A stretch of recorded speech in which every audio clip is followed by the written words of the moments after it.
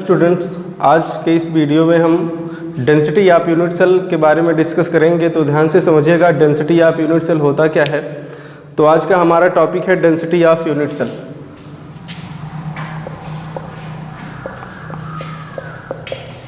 Density of unit cell.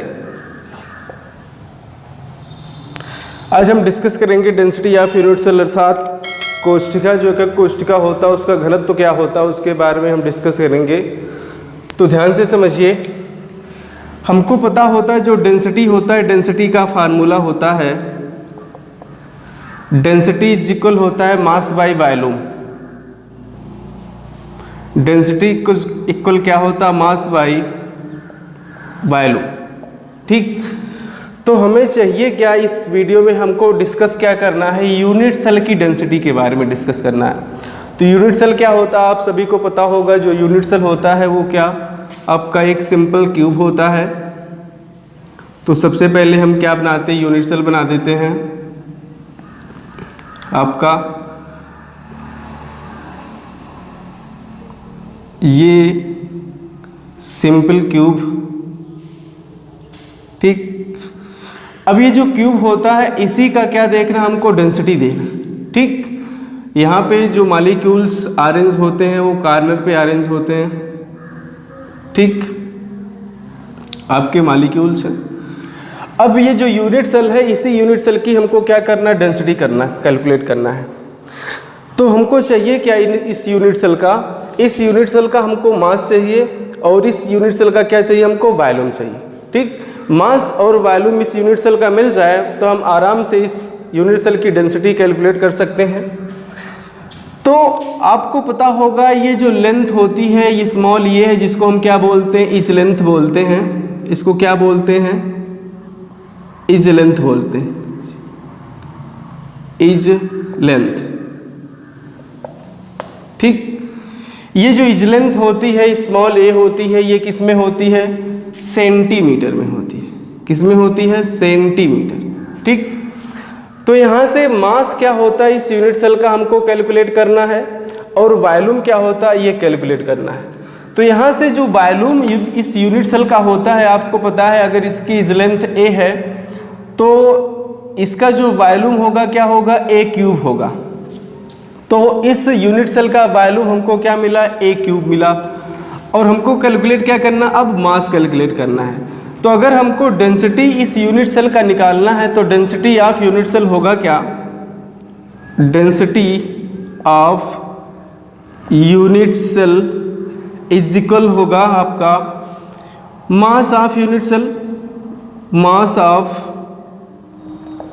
Unit cell divide by volume of unit cell, volume of unit cell, ठीक।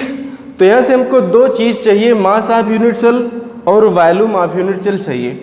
तो यहाँ से हम देखते हैं अगर इस यूनिट सेल का वॉल्यूम हमको ज्ञात करना है तो वॉल्यूम ऑफ इस यूनिट सेल का हो जाएगा, वॉल्यूम क्या होगा आपका, ए क्यूब वॉल्यूम हो जाएगा। वॉल्यूम क्या होगा इस यूनिट सेल का, ए क्यूब होगा। अब मास चाहिए, इस यूनिट सेल का मास क्या होता है तो उसको ध्यान से देखेगा, क्योंकि ये जो यूनिट सेल है ये डॉट और इमेजिनरी लाइन से बना है, इसलिए डॉट और इमेजिनरी लाइन का जो ये मास तो होता नहीं।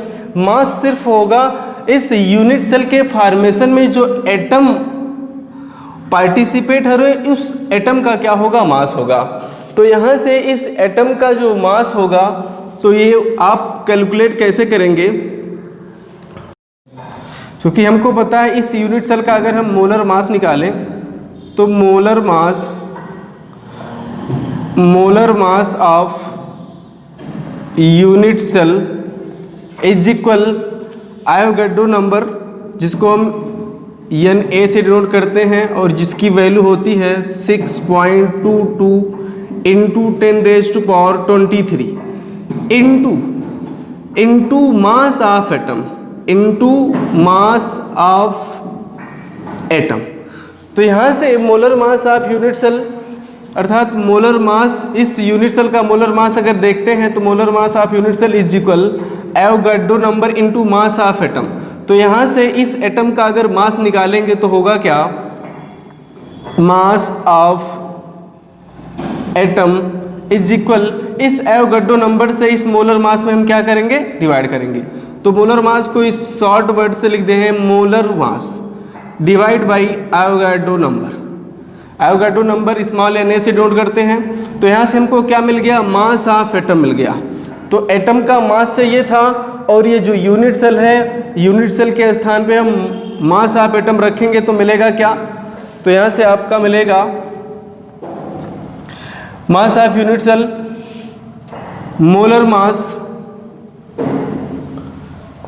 Upon Avogadro number into volume of unit cell. Unit cell का हमने वॉल्यूम कितना कैलकुलेट किया, a क्यूब कैलकुलेट किया, इनटू a क्यूब। और ये तो एक एटम का मोलर मास हमको पता, तो यहाँ से कितने एटम्स हैं, वो एटम्स कितनी संख्या में है, तो वहाँ से इनटू क्या आपका z। ये जो z है, ये z क्या बताता है, नंबर्स ऑफ एटम।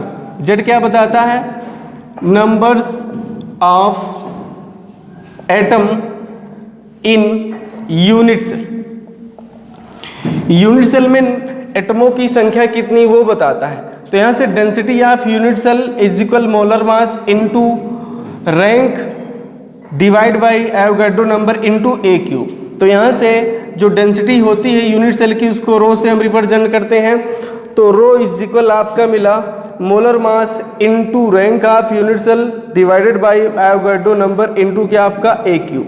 तो यहाँ से डेंसिटी ऑफ यूनिट सेल, इसको यूं भी लिख सकते हैं z into molar mass divide by Avogadro number into a cube. तो यहाँ से आपका इस फार्मूले से इस यूनिट सेल का हम क्या निकालेंगे, इस फार्मूले से इस यूनिट सेल की डेंसिटी निकालते हैं।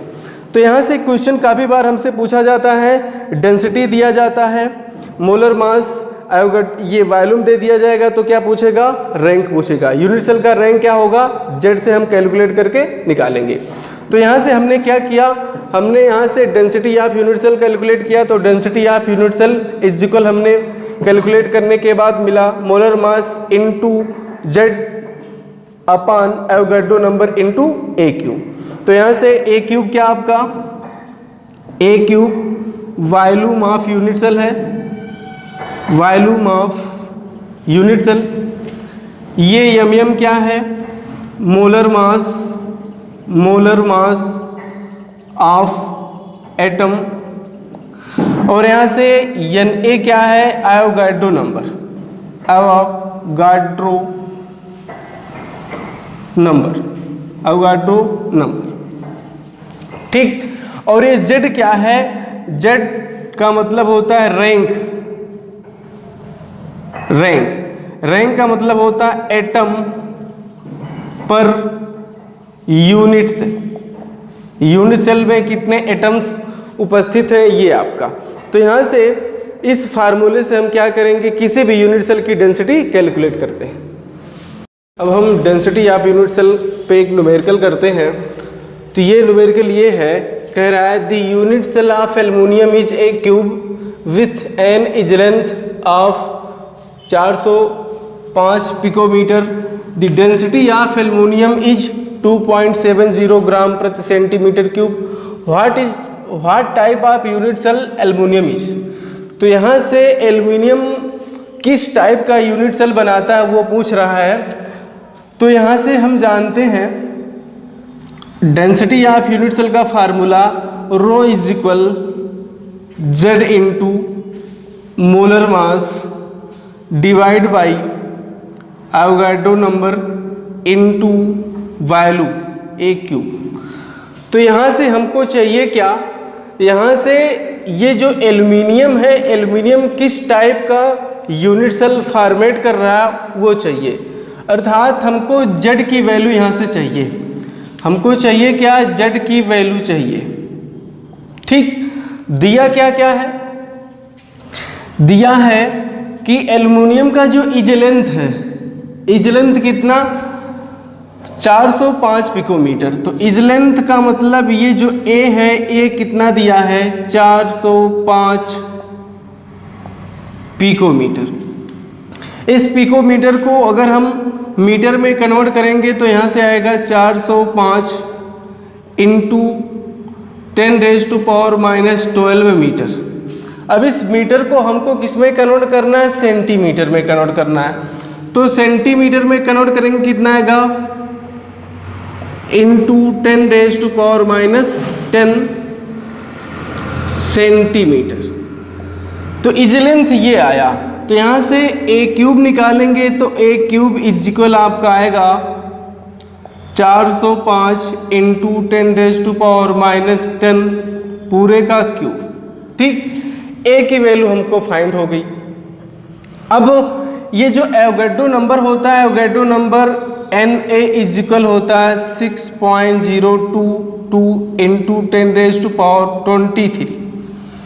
इसके बाद यहाँ से दिया क्या हमको, रो दिया है। रो का मतलब डेंसिटी। डेंसिटी कितना दिया है, दी डेंसिटी यहाँ ऑफ एल्युमिनियम इज 2.70 ग्राम प्रति सेंटीमीटर क्यूब। तो यहाँ से रो की वैल्यू दी हमको 2.70 ग्राम प्रति सेंटीमीटर क्यूब। अब हमको चाहिए क्या, जेड चाहिए। तो यहाँ से हम क्या करेंगे, वैल्यू सब इसमें पुट करेंगे। तो यहाँ से मिलेगा आपको क्या, रो की वैल्यू कितनी दी है 2.70 इज इक्वल जेड हमको चाहिए जेड इनटू मोलर मास। जो आपका मोलर मास, यहाँ से आपका जो एल्युमिनियम होता है, एल्युमिनियम का मोलर मास कितना होता है, एल्युमिनियम का मोलर मास होता है 27। तो यहाँ से 27 हम रखेंगे divide by Avogadro number. Avogadro number कितना आपका 6.022 इंटू 10⁻23 इंटू वॉल्यूम। वॉल्यूम कितना मिला आपको 405 इंटू 10⁻⁻10 की पावर क्यूब। तो यहाँ से हम क्या करेंगे, जेड की वैल्यू निकालेंगे। जेड इज इक्वल आपका आएगा 2.70 इंटू 6.022 इंटू 10⁻23 इंटू आपका 10⁻⁻10 पूरे का क्यूब। ठीक, डिवाइड बाई 27। तो यहाँ से जब हम कैलकुलेट करेंगे, कैलकुलेट करने के बाद जो जेड की वैल्यू आएगी वो नियर अबाउट 4.004 के समथिंग कुछ आती है। तो इसको यहाँ से जेड की वैल्यू जो होती है इसको हम मान लेते हैं 4 के इक्वल। तो यहाँ से जेड की जो वैल्यू है, जेड का मतलब रैंक ऑफ यूनिट सेल, वो कितना आया 4। तो यहाँ से इस एल्युमिनियम जो एल्युमिनियम है, एल्युमिनियम का जो रैंक यहाँ से आया निकल कर 4 आया। तो ये आपका FCC क्रिस्टल बनाता है। तो यहाँ से हमने देखा कि जो एल्युमिनियम है, एल्युमिनियम किस टाइप का क्रिस्टल बनाता है। तो एल्युमिनियम जेड की वैल्यू जो निकल के आई 4 आई, इसलिए यहाँ से हम जानते हैं 4 किसके लिए होता है, FCC यूनिट सेल के लिए होता है। किसके लिए होता है 4, FCC यूनिट सेल के लिए होता है। तो यहाँ से एल्युमिनियम क्या करता है, FCC क्रिस्टल में क्या होता है, संरचना अपना बनाता है। तो इसका ये आपका आंसर। में एजुकेशनल वीडियोज और लाइव टेस्ट के लिए हमारे चैनल को सब्सक्राइब करें तथा घंटी के निशान को दबाएं ताकि नई नोटिफिकेशन